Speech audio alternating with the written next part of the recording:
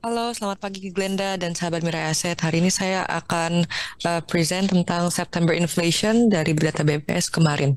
Next.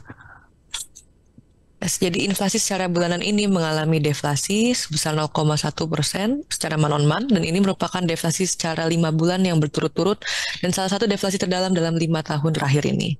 Walaupun secara bulanan mengalami deflasi, secara tahunan sebenarnya Indonesia ini mengalami inflasi sebesar 1,8% year on year, masih jauh di bawah ekspektasi kami dan merupakan level terendah dalam hampir 3 tahun. Walaupun mengalami penurunan inflasi, core inflation tetap tumbuh di 2,1% yang tadinya 2,0%, melebihi level headline inflation dan angka core inflation ini sebenarnya masih di rentang target BI sebesar 1,5% sampai dengan 3,5%. Next.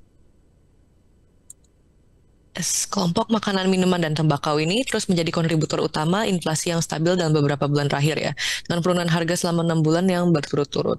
Komoditas utama penyebab deflasi meliputi cabai merah, cabai rawit, telur ayam, daging ayam, tomat, dan kentang yang secara kolektif menurunkan harga bergejolak sebesar 1,3% secara month-on-month.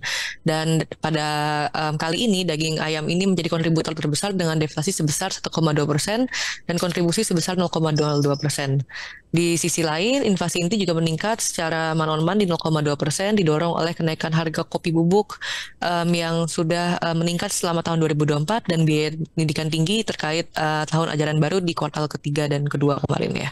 Meskipun ada deflasi bulanan, inflasi tahunan tetap di angka 1,8% secara year on year, dengan beras dan rokok kretek mesin sebagai kontributor utama inflasi tahunan. Next. Yes.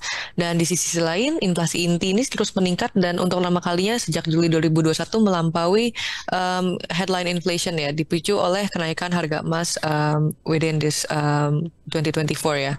Menambah tren ini, harga BBM non subsidi juga disesuaikan pada bulan September 2024 yang turut berkontribusi pada periode deflasi secara bulanan.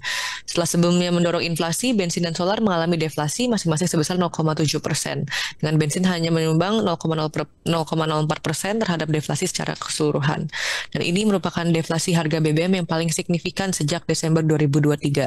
Dan ini menegaskan penurunan luas di beberapa key sektor yang terhadap inflasi ini ya. Di sisi lain, secara tahunan memang inflasi bergejolak melambat menjadi 1,4% year on year, tadinya 3,0% di bulan Agustus, terutama karena beras, cabai rawit, dan bawang putih. Inflasi harga yang diatur pemerintah atau administered prices juga melambat menjadi 1,4% yang tadinya 1,7% di Agustus, dengan kontribusi signifikan dari SKM, rokok kretek, rokok putih, dan tarif pesawat. Dan komponen harga bergejolak atau volatile komponen ini terus mengalami moderasi mencapai 1,4% dan itu level terendah dalam 14 bulan setelah mencapai puncaknya di bulan Maret sebesar 10,3% year on year. Next. Yes, meskipun inflasi memang declining lebih cepat dibanding antisipasi kita, inflasi inti ini tetap tumbuh 2,1% secara year on year. Dan ini memang melebihi angka headline inflation ya. Dan menurut kami sebenarnya BI kemungkinan akan kembali memangkas suku bunga pada Oktober dan suku bunga BI saat ini sebenarnya sudah tergolong cukup restriktif dengan selisih yang signifikan antara suku bunga BI, inflasi dan inflasi inti. Dan kami mempertahankan proyeksi inflasi sebesar 2,0% untuk tahun ini di 2024 year end, mengingat tren harga pangan yang stabil di beberapa bulan ke belakang. Dan kami juga percaya BI akan lebih fokus pada volatilitas rupiah terhadap US dollars dan besaran pemangkasan suku bunga ini lebih yang lebih lanjut ini akan lebih bergantung pada seberapa stabil rupiah ke depannya. Oke. Thank you Glenda. Kembali lagi.